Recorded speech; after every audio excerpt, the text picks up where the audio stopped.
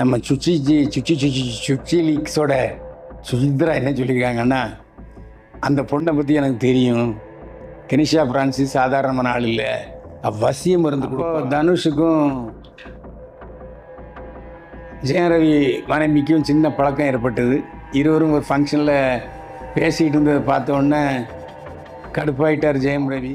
இன்னும் சிரிச்சிருக்காரு மாமியார். உங்கள் சம்பளம் தெரியாமே நீங்கள் சினிமா நடிச்சுக்கிட்டீங்க, மார்க்கெட்டில் உங்கள் சம்பளம் இவ்வளோதான்னு சொல்லிட்டாரு. உடனே ஷாக் ஆகிட்டார் ஜெயம் ரவி. மாமியார் நம்மளை இப்படி மூக்கிறது. 5 நாள் ஜெயம் ரவி பத்திரிக்காரங்களை தனித்தனியாக சந்திக்க ஆரம்பித்தார். அதில் நானும் சந்தித்தேன். சந்தித்த போது தகவல் ரொம்ப அதிர்ச்சியாக இருந்துச்சு. காரு எங்கள் மாமியார் வாங்கி கொடுத்ததில்லை, நானே என்னுடைய சொந்த உழைப்பில் 7.5 கோடி ரூபா கொடுத்து என் மனைவி பொருள் ரிஜிஸ்டர் செய்ய, சினிமா வாழ்க்கையை சீர்குலைக்க, சினிமா வாழ்க்கையை ஒழிக்கிறதுக்கு சதித்திட்டம் போட்டுட்ருக்காங்க. என்னுடைய இன்ஸ்டாகிராம் பக்கத்தை முடக்கிட்டாங்க, பாஸ்போர்ட்டை முடக்கிட்டாங்க. போலீஸ் ஸ்டேஷனில் ஃபோன் பண்ணி கம்ப்ளைண்ட் கொடுத்ததுக்கப்புறம் இன்ஸ்டாகிராமை மீட்டினேன். அதெல்லாம் பொய்யினேன்.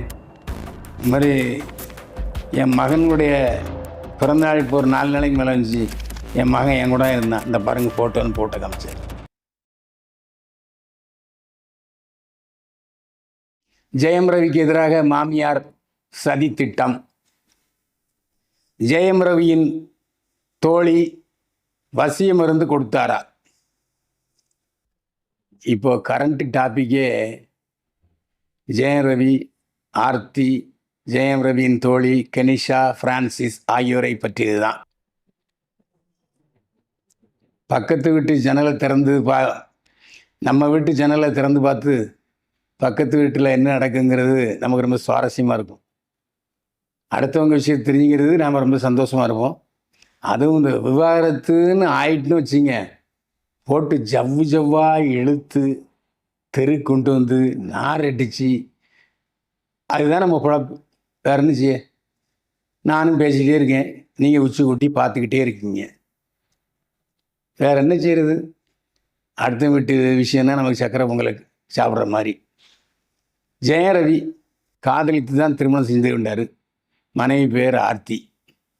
2 பேரும் கல்லூரியில் படிக்கும்போதே லவ் பண்ணியிருக்காங்க. லவ் பண்ணோடனே நாங்கள் 2 பேரும் கல்யாணம் பண்ணிக்க போகிறோன்னு சொன்னால் ஜெயம் ரவி வீட்டிலும் எதிர்ப்பு, ஆர்த்தி வீட்டிலும் எதிர்ப்பு.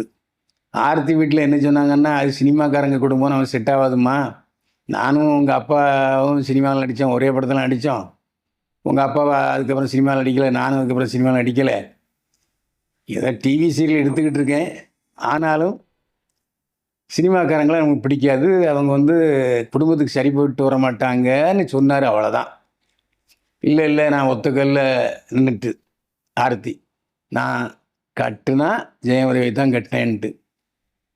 அந்த பக்கம் பார்த்தீங்கன்னா ஜெயம் ரவியுடைய அப்பா எடிட்டர் மோகன், வேணாம்ப்பா அது பெரிய இடம், பல கோடி சொத்துக்கு அதிபதி, வேண்டாம், நம்ம திறமைக்கு ஏற்ற மாதிரி, நம்ம தோத்துக்கு ஏற்ற மாதிரி ஒரு பெண்ணை பார்ப்போம், நீ வேறு சினிமாக்காரன் ஆகிட்ட, நடிகன் ஆகிட்ட என்ன சொல்லியிருக்காரு.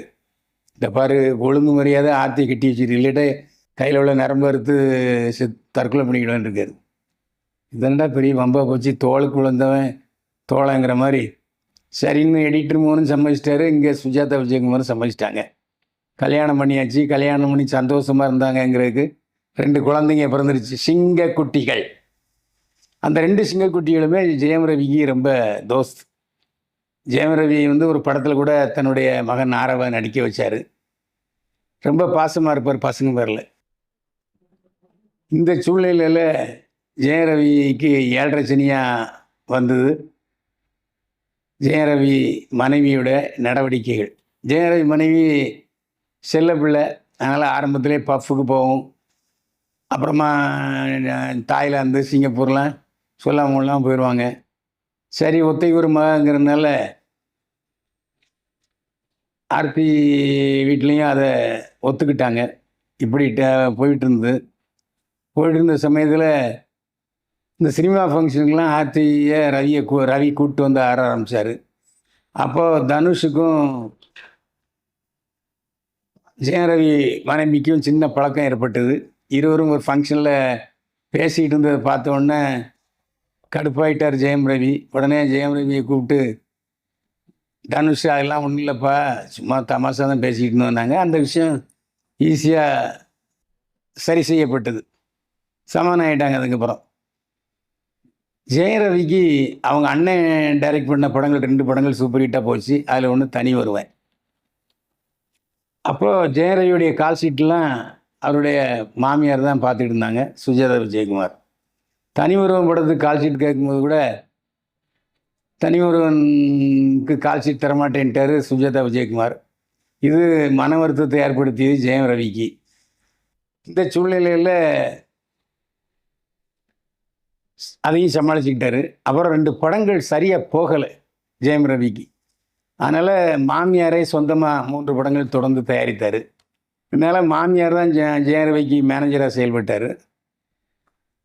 அது மட்டும் இல்லை, 3வது படத்தை கொஞ்சம் சக்ஸஸ் படமாக ஆக்கணும் அப்படின்னு சொல்லிவிட்டு பாண்டியராஜை கூப்பிட்டு கதை கேட்டார். பாண்டியராஜ் கதை ஓகே ஆகிடுச்சு. ஜெயரவிக்கு அந்த கதை பிடிச்சிருந்தது. அட்வான்ஸ் கொடுத்து ஷூட்டிங் தொடங்க போகிற நேரத்தில் ஜெயரவிட்ட அவங்க சம்பளம் எவ்வளோன்னு கேட்டிருக்காரு மாமியார். மாமியார் மருமகன் தான் வாயு மயிறு வேறு தானே. அந்த அடிப்படையில் கேட்டால் அவர் ஒரு சம்பளம் சொன்ன உடனே சிரிச்சிருக்காரு. இன்னும் சிரிச்சிருக்காரு மாமியார். உங்கள் சம்பளம் தெரியாமே நீங்கள் சினிமா நடிச்சுக்கிட்டீங்க, மார்க்கெட்டில் உங்கள் சம்பளம் இவ்வளோதான்னு சொல்லிட்டாரு. உடனே ஷாக் ஆகிட்டார் ஜெயம் ரவி. மாமியார் நம்மளை அப்படி மூக்கு எடுத்துட்டாங்களேன்னு. அது ஒரு சின்ன சண்டை. அப்படியே என்னாச்சு, அதுக்கப்புறம் ஆர்த்தியும் பப்புக்கு சொல்லாமல் போகிறது, தாய்லாந்து பாங்காக்கு தோழிகளோட அடிக்கடி போகிறதெல்லாம் ஜெயரவிக்கு பிடிக்கல. இதை கேட்டவுடனே கொஞ்சம் மனைவியோட கொஞ்சம் கருத்து வேறுபாடு ஏற்பட்டது. கருத்து வேறுபாடு ஏற்பட்டால் மாமியார் மகளுக்கு தான் சப்போர்ட் பண்ணாங்க. உடனே என்ன பண்ணார், ஒரு மாதம் அப்படியே ஜாலியாக மும்பைக்கு கிளம்பிட்டார் ஜெயரவி. அந்த மும்பைக்கு போன ஆடி காரில் ஒரு பின்னணி பாடகி இருந்தாங்க. பின்னணி பாடகி ஜெயரவிக்கும் கிசு கிசு அப்படி என்று செய்தியை கசிய விட்டாங்க. இங்கே தான் பிரச்சனை அதிகமாச்சு. உடனே சொல்லி சொல்லி பார்த்தாரு, கேட்கல. ஜெயரவி விவாகரத்து நோட்டீஸ் விட்டுட்டார். விவாகரத்து நோட்டீஸு 1 and 2 2 நோட்டீஸ் விட்டார். முதல் நோட்டீஸ் வரும்போது சுஜாதா விஜயகுமார் உடைய கணவர் விஜயகுமார் ஜெயரவி அப்பாட்ட பேசுனாங்க, சமாதான முயற்சி. அப்போது ஏற்கனவே ஜெயம் ரவி அவங்க அப்பாக்கிட்ட தன்னுடைய சோதனைகள், வேதனைகள், இடர்பாடுகள், மனைவியோட உள்ள சச்சரவு, மாமியாருடைய சரியான போக்கு இல்லைங்கிற மாதிரி சொன்ன உடனே மகன் சொன்னதை யோசித்து பார்த்தாரு. தப்பா, சரிப்பா உன் வாழ்க்கைக்கு என்ன தேவையோ எடுத்துக்கன்னு அப்புறம் தான் அவர் வரது முடிவுக்கு வந்தார். இதையெல்லாம் ஜெயம் ரவியுடைய அப்பா எடிட்டர் மோகன் சம்மந்தி விஜயகுமார்கிட்ட சொல்லியிருக்காரு. விஜயகுமாருக்கு பதில் சொல்கிறதுக்கு வழியே இல்லை. ஏன்னா தப்பு பூரா மனைவி பேர்லையும் மகா பேர்லையும் தான். அவர் பேசாமல் வந்துட்டார். இதுக்கப்புறம் வேறது நோட்டீஸ் 2வது நோட்டீஸ் விட்ட உடனே மனைவி என்ன சொல்லிட்டாங்க, அவர் தன்னிச்சை எடுத்த முடிவு, இதுக்கு எனக்கு சம்மந்தமே இல்லை, என் 2 குழந்தைங்களும் என்ன செய்வோன்னு குய்யோ முறைன்னு ஒரு அறிக்கையை வெளியிட்டார். 4 நாள் ஆச்சு. 5ஆம் நாள் ஜெயம் ரவி பத்திரிக்காரங்களை தனித்தனியாக சந்திக்க ஆரம்பித்தார். அதில் நானும் சந்தித்தேன். சந்தித்த போது தகவல் ரொம்ப அதிர்ச்சியாக இருந்துச்சு. என்னங்க, உங்கள் மாமியார் கொடுத்த ஆடி காரில் நீங்கள் இன்னொரு பொண்ணோட டூர் போனீங்க, இன்னொரு பொண்ணோட கோவாவில் வேகமாக போயிருக்கீங்க, வேகமாக போனதுக்கு ஃபைனு, காரில் கருப்பு ஸ்டிக்கர் ஒட்டினதுக்கு ஃபைனு, அவன் 2 நாள் 2 ஃபைனு ஒரே நாளில் ஏற்பட்டிருக்க அப்படின்ன உடனே, அண்ணே ஃபைன் போட்டது உண்மைதான், அந்த காரில் என் கூட கெனிஷா ஃப்ரான்சிஸுங்கிற ஒரு பாடகி கம் டான்ஸ் இருந்ததும் உண்மைதான். ஆனால் அந்த காரு எங்கள் மாமியார் வாங்கி கொடுத்ததில்லை, நானே என்னுடைய சொந்த உழைப்பில் 7.5 கோடி ரூபா கொடுத்து என் மனைவி பொருள் ரிஜிஸ்டர் செய்யப்பட்டு ஆடிக்காரு, அது என் கார் தான் அப்படின்னு சொன்னார். அப்புறம் என்ன உங்கள் மாமியார் இந்த மாதிரி அறிக்கை விட்டுருக்காங்களே அப்படின்னு சொன்னதுக்கு, எங்கள் மாமியார் எனக்கு எதிராக ரொம்ப சதித்திட்டங்கள் திட்டுறாங்கண்ணே, என்னுடைய சினிமா வாழ்க்கையை சீர்குலைக்க, சினிமா வாழ்க்கையை ஒழிக்கிறதுக்கு சதித்திட்டம் போட்டுட்ருக்காங்க, என்னுடைய இன்ஸ்டாகிராம் பக்கத்தை முடக்கிட்டாங்க, பாஸ்போர்ட்டை முடக்கிட்டாங்க, பாஸ்போர்ட்டை வச்சுக்கிட்டு தரமாட்டேங்கிறாங்க, செக் புக்கையும் தரமாட்டேங்கிறாங்க. இதை தொடர்ந்து நான் நீலாங்கரையில் போலீஸ் ஸ்டேஷனில் ஃபோன் பண்ணி கம்ப்ளைண்ட் கொடுத்ததுக்கப்புறம் இன்ஸ்டாகிராமை மீட்டினேன். அது இல்லாமல் இப்போ பாஸ்போர்ட்டு நீ என் கைக்கு வரல, ஆனால் செக் புக் மட்டும் வந்திருக்குன்னு சொன்னார் ஜெயம் ரவி. உங்கள் பசங்க கிட்ட கூட நீங்கள் சரியாக பேசலையாம, திருமண நாள் அன்னைக்கு கூட உங்கள் மனைவிகிட்ட பேசலையாமான்னு கேட்டதுக்கு அதெல்லாம் பொய்னே, இந்த மாதிரி என் மகனுடைய பிறந்தநாள் இப்போ ஒரு 4 நாளைக்கு மேலே இருந்துச்சு, என் மகன் என் கூட இருந்தான், இந்த பாருங்கள் ஃபோட்டோன்னு போட்டோ காமிச்சார். ஆனால் என்னுடைய சினிமா கரியரை அழிக்கிறது யாராலையும் முடியாது, அதை நான் காத்துக்கொண்டே தருவேன். எனக்கு வர்ற வாரம் ஆடியோ ரிலீஸ் நடக்குது, பிரதருங்கிற படம், ராஜேஷ் காயத்திரைக்கு தேவசம் எழுதியிருக்காரு. இந்த படம் தீபாவளிக்கு வருதுன்னே அப்படின்னு சொன்னார். இவ்வளவு கேட்டுக்கிட்டு அதுக்கப்புறம் அந்த கெனிஷ் ஃப்ரான்சிஸ் யாருன்னு விசாரித்தோம். கெரின் ஃப்ரான்சிஸ் சமீபத்தில் ஒரு பேட்டி கொடுத்துருக்கு. அந்த பேட்டி தான் இப்போ நான் சொல்ல போகிறேன். அந்த பேட்டியில் என்ன சொல்லியிருக்காருன்னா, நான் தமிழ் அப்பாவுக்கு பிறந்தவன், எங்கள் அம்மா கென்யா நாடு, ஆப்பிரிக்கா நாட்டை சேர்ந்தவ, ஒரு தமிழனுக்கும் ஆப்பிரிக்க நாட்டை சேர்ந்த பெண்ணுக்கும் பிறந்தவன் நான் சின்ன வயசில் கென்யா நாட்டில் தான் வளர்ந்தேன். அதுக்கப்புறம் சென்னைக்கு வந்தேன். சென்னைக்கு வந்த பிறகு எனக்கு பரதநாட்டியம் நல்லா தெரியும், பரதநாட்டியம் கற்றுக்கிட்டேன். அதுக்கப்புறம் வெளிநாட்டு டான்ஸுகள்லாம் கற்றுக்கிட்டேன். அதனால் எல்லாருமே நான் நல்லா பாடுவேன். அதனால் பாடிக்கொண்டே நடனம் ஆடுகிற ஸ்டேஜ் ஒரு 800 ஸ்டேஜ் நான் நடத்தி முடிச்சிருக்கேன். அதுக்கப்புறம் எனக்கு சமூகத்துக்கு ஏதாவது செய்யணும்னு தோணுச்சு.